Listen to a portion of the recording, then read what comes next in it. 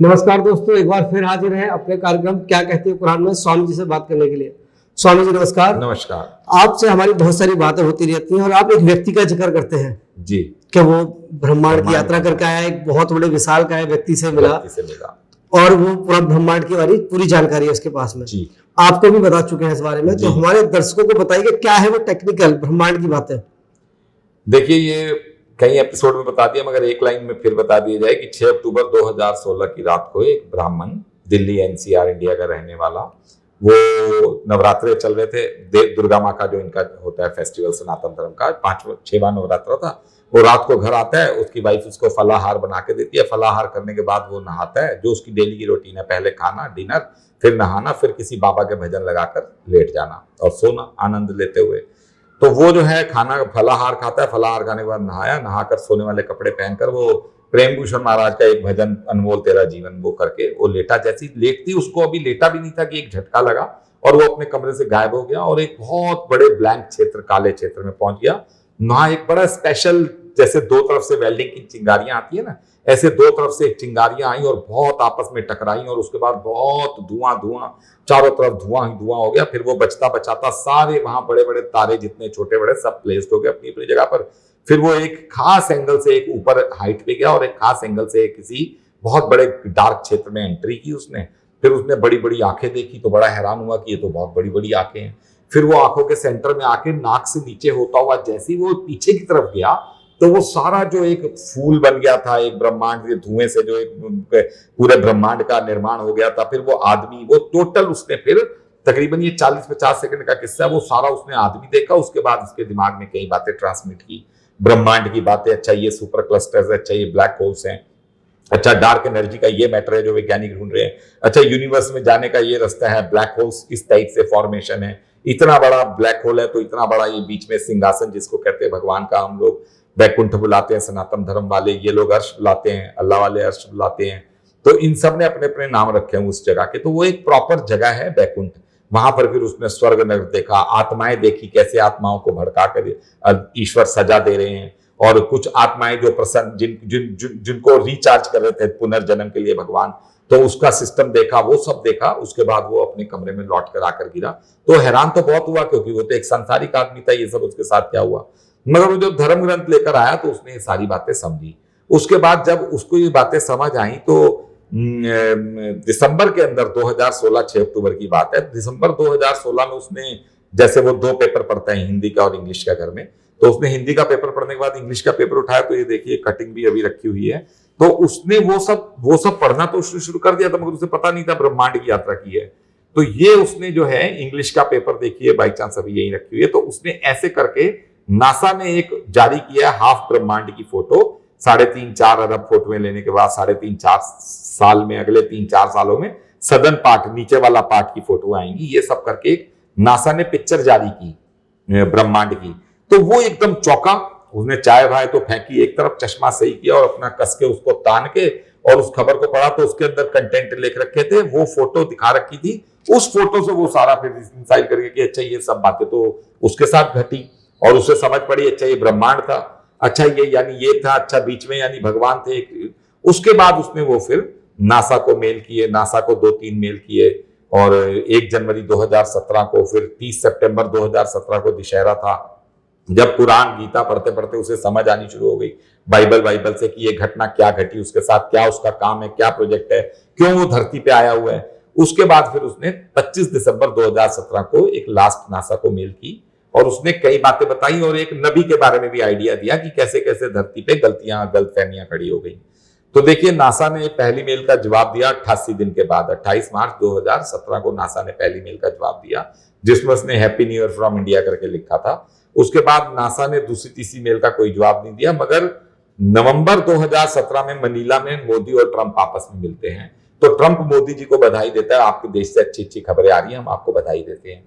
तो इसका मतलब वो जरूर कोई खबरें ऐसी, तो मोदी, तब तो नोटबंदी का प्रकोप चल रहा था, तब क्या अब क्या, भारत कभी गुलाम रहा, कभी ऐसी बधाई वाली खबरें, भारत में बस एक सनातन धर्म है, इसके अलावा बधाई वाली खबरें कोई भी ऐसा नेता कुछ कर नहीं पा रहा जिससे बधाई हो। ये तो भारतवासी खुद ही ईश्वर की भक्ति से पूछ रहते हैं।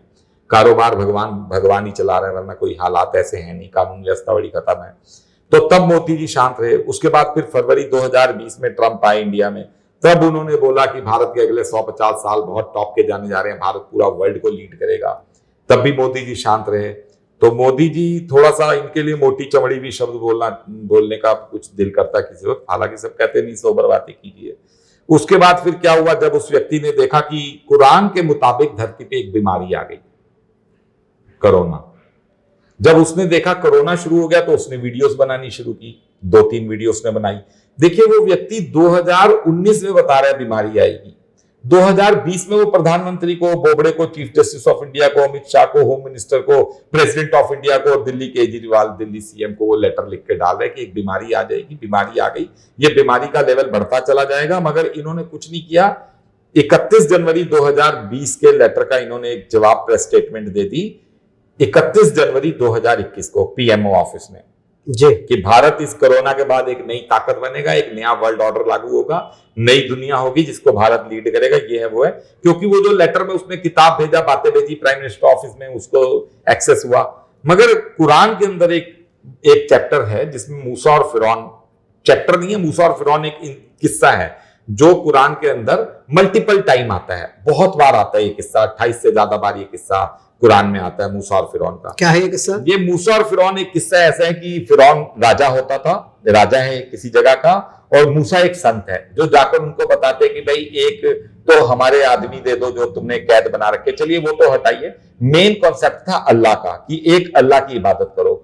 तो अल्लाह की इबादत करने के लिए जो मूसा का कॉन्सेप्ट था वो फिरौन था। तो यहां क्या है कि कुरान में एक आयत आती है कि कई जगह आ रही है हमान, कारून और फिरौन, तुम जितनी मर्जी जुगलबंदी कर लो। तो यहां देखिए ये मोदी एंड कंपनी जो भी है, राजनाथ, अमित शाह, ये लोग अपनी मीटिंगें कर रहे हैं, ये कर रहे हैं। अभी हाल ही में इन्होंने ड्रोन के ऊपर मीटिंग की जिसमें ना तो कोई आर्मी का ऑफिसर था ना कोई ड्रोन टेक्नीशियन था, इन्होंने आपस में बैठ के ड्रोन पे डिस्कस कर लिया। जबकि वो सब बात नहीं है, ये सब बातें जो हैं ये ब्रह्मांड की सारी बातें ऑथेंटिक हैं। कोरोना उस आदमी को सर्टिफाइड करने के लिए आया हुआ है, वो आदमी कोरोना को सर्टिफाइड कर रहा है। और कुछ दिनों में पहले कोरोना ने ऑक्सीजन, वो वेंटिलेटर खत्म किए, दूसरे ने ऑक्सीजन खत्म की। ये आप real meeting with God part 4 देखिए, 3 देखिए, 2 देखिए, थोड़ी लंबी वीडियो है मगर आपको ज्यादा पता चलेगा। ये कोरोना अपना लेवल बढ़ाता जाएगा, वो पहले ही बता रहा है उम्र घटा दी जाएगी 2020 में। तो देखिए उम्र घटा दी कोरोना ने, वो पहले ही बता रहा है लेवल। अब वो कह रहे हैं कि पिछली बार वेंटिलेटर खत्म हुए, अगली बार ऑक्सीजन खत्म हुई, इस बार डॉक्टर छोड़कर भाग जाएंगे। इस बार डॉक्टर्स का उसके मुताबिक इस बार ऐसा कोरोना वेरिएंट जो आया, वेरिएंट ऑफ कंसर्न, जिसको यूएस, WHO सब इस बात को लगे हुए हैं कि ये कोरोना जो थर्ड वेव आ रही है ये बड़ी खतरनाक है। अच्छा, इस्लामिक कंट्रियों के अंदर तो फिफ्थ वे आ रही है। ये ब्रह्मांड की बात पे हम लौट के आए तो ये बकायदा ऑथेंटिक एक ब्रह्मांड की यात्रा है, ब्रह्मांड के सबूत हैं जो उसने कॉपीराइट करा रखे 2018 में, जिसके ऊपर 2019 का 18 का यूएस का एस्ट्रोफिजिक्स का अवार्ड जो है नोबेल का यूएस को ही मिलता है। क्यों मिलता है यूएस को? क्योंकि उसने ऑलरेडी डाटा वहां दे रखा है, वो लोग बातें दबाए बैठे हैं। कुरान भी कहती है कि अल्लाह वालों को डांट लगा रहे हैं अल्लाह कि तुम लोग हम बातों को छुपाते हो, लिखी हुई बातों को छुपाते हो। तो ये क्या है कि ब्रह्मांड का डाटा दे रखा है, ऑलरेडी उसने कॉपीराइट करा रखा है। 2019 अप्रैल में जो ब्लैक होल की फोटो जारी की है नासा ने, वो 2018 में भारत सरकार से कॉपीराइट है। जो सदर्न पार्ट की फोटो नासा ने अभी जारी करनी है, जिसके बारे में लिखा हुआ है कि 3-4 अरब फोटो में खींच ली, 3-4 अरब भी और आएंगी, और सदर्न पार्ट का 7-8 सालों में पूरा ब्रह्मांड का, विजिबल यूनिवर्स का नक्शा तैयार होगा। तो ऑलरेडी कॉपीराइट कराए बैठे हैं, कितने ब्लैक होल्स हैं, कितना सब कुछ है। बाकी है कि ये नहीं। अब एक बात और जानना चाहेंगे स्वामी जी कि आप हमेशा हमसे कहते हैं कि जब उस व्यक्ति की बातें सामने आएंगी, सच साबित होंगी, तो ये संसार के लिए सबसे बड़ी खबर होगी जी। लेकिन अभी तक इस खबर का कोई असर तो हुआ नहीं है और कोई पॉलिटिकल अप्रूवल भी नहीं मिला। तो आप क्या कहना चाहेंगे इस बारे में, कैसे होगा इस बात का खुलासा? देखिए, कुरान में संसार की हर बात लिखी हुई है, हर बात का जवाब। आप कुछ भी पूछिए, वो व्यक्ति कह रहा है मैं कुरान में से उसका जवाब दूंगा। कुछ भी पूछिए, चाहे वो साइंटिफिक बात हो, चाहे यूनिवर्स की बात हो, चाहे पारिवारिक बात हो, चाहे सामाजिक बात हो, व्यापार की बात हो, लॉ कोर्ट कचहरियों की बात हो, वो कुरान निकालेगा, कुरान में से आपको जवाब दे देगा। आपको पहले ही बताया कि खालिस्तान का इश्यू कुरान में मेंशन्ड है, कश्मीर का इश्यू मेंशन्ड है, और इन सब का क्या भविष्य होगा ये भी मेंशन्ड है। बात यह है कि उससे जब बातें की जाएंगी तो सामने आएंगी। तो आपने जो सवाल किया कि पॉलिटिकल अप्रूवल नहीं मिल पा रहा, तो कुरान एक बहुत बड़ी बात कहती है कि जब एक तो इस मैसेज की नाफरमानी होगी, भगवान के, ईश्वर के, अल्लाह के पैगाम की नाफरमानी हमेशा हुई है, हमेशा होती रही है। ये बिल्कुल 100 में से 100% ये बात फैक्ट है। ये अल्लाह वालों से भी आप पूछिए, हमारी कोई भी वीडियो देखने के लिए गैर अल्लाह वालों से, नॉन इस्लामिक लोगों से निवेदन है कि वो किसी मौलाना से और डिस्कस करें, और इस्लाम वालों से भी निवेदन है, क्योंकि किसी को जैसे गीता किसने पढ़ी हुई है, ज्यादा गीता के बारे में पता, तो ये लोग भी जब मौलाना को साथ बैठाकर ये बातें पूछेंगी तो इन्हें ज्यादा पता चलेगी।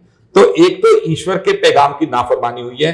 जो भी ईश्वर का पैगाम लेकर आता है उसे हजारों, लाखों नहीं, करोड़ों दुख उठाने पड़ते हैं, करोड़ों टाइप की बेइज्जतियां करानी पड़ती है, जलालत करवानी पड़ती है, परिवार में, समाज में अपना मजाक उड़वाना पड़ता है, जान रिस्क पे लगानी पड़ती है, तब जाकर कहीं उसकी सुनवाई होती है। हाँ, अल्लाह उसकी रक्षा जरूर करते हैं। इंसान जात, कुरान कहती है कि इंसान जात से तुझे कोई खतरा नहीं। इसका मतलब कि सांप और बिच्छू से बचियो, मोटरसाइकिल में दारू पीकर कहीं ट्रक के नीचे अपने आप ही आ जाइयो, इंसान से कोई खतरा नहीं होगा। तो ये बातें बता रखी हैं।